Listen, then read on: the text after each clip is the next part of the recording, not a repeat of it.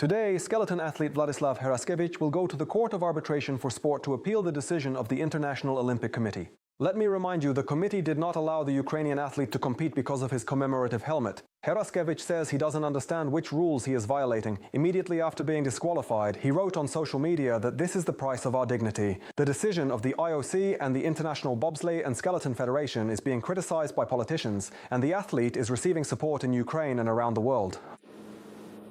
Price for our dignity, and it is my firm belief that I have not violated any rules.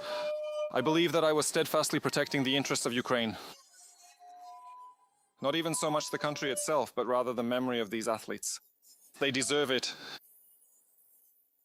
Unfortunately, the IOC thinks otherwise. But the IOC stated that Heraskevych's helmet does not comply with the rules. The president of the Olympic Committee, Kirsty Coventry, personally met with the Ukrainian skeleton athlete and suggested that he with a request to allow him to keep his accreditation. Now Heraskevych can remain at the Olympic Games, but he will not participate in them.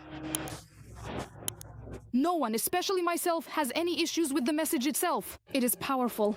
It is a message of remembrance. It's a pity that we couldn't find a solution. I really wanted him to speak about this matter within the rules and requirements that apply to this case. We must maintain a safe environment for everyone. It is quite sad that this means no messages are allowed at all. Vladyslav Heraskevych himself says that even after speaking with the IOC president, he still doesn't understand which rules he violated. I still believe that we didn't break any rules and we had every right to compete wearing that helmet. On the same level as other athletes who did comparable achievements in recent days at these Olympic Games. Well, to be perfectly honest, I kept asking, comparing, and mentioning the specific cases involving other athletes, and I have not received any kind of clear explanation. I didn't get an explanation regarding the Russian flag, why no sanctions were applied. What I did get was an explanation of why a skier is allowed to perform with a message for a deceased teammate. The arguments she presented, that they support Ukraine, that they are in solidarity with Ukraine, there are serious doubts about this, especially after this decision. Ukraine's Minister of Youth and Sports, Matvey Bidny, called the IOC's decision absolutely unfounded. I wouldn't say it was unexpected. Of course, we were receiving various signals about this, but this was Vladislav's position, and all Ukrainians supported this position. We believe this is an unreasonable decision. We believe that this decision has harmed the image and reputation of the IOC more than even Vladislav, whose rights were violated. And we will defend them.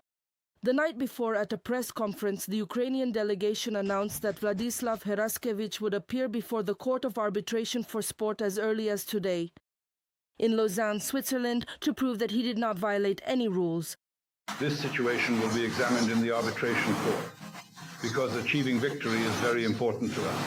Victory is what Vladyslav has achieved, and we fully support him. It is important to us that, in the end, the truth remains firmly on our side. Colleagues from the field and members of various national teams are expressing their support for the Ukrainian athlete. Ukrainian businesses have already promised Heraskevych financial compensation. They say he had a great chance of winning a medal at the Olympics. The president of Ukraine thanked the skeleton athlete for his principled stance and announced that Vladyslav Heraskevych will be awarded the Order of Freedom. Sport should not be without memory and respect. This is how Ukrainians prepare for competitions. Thank you very much. In the difficult conditions of war, it's not just politics to talk about what is happening, it's real politics. It's when Russians hide behind other passports and still manage to enter international competitions.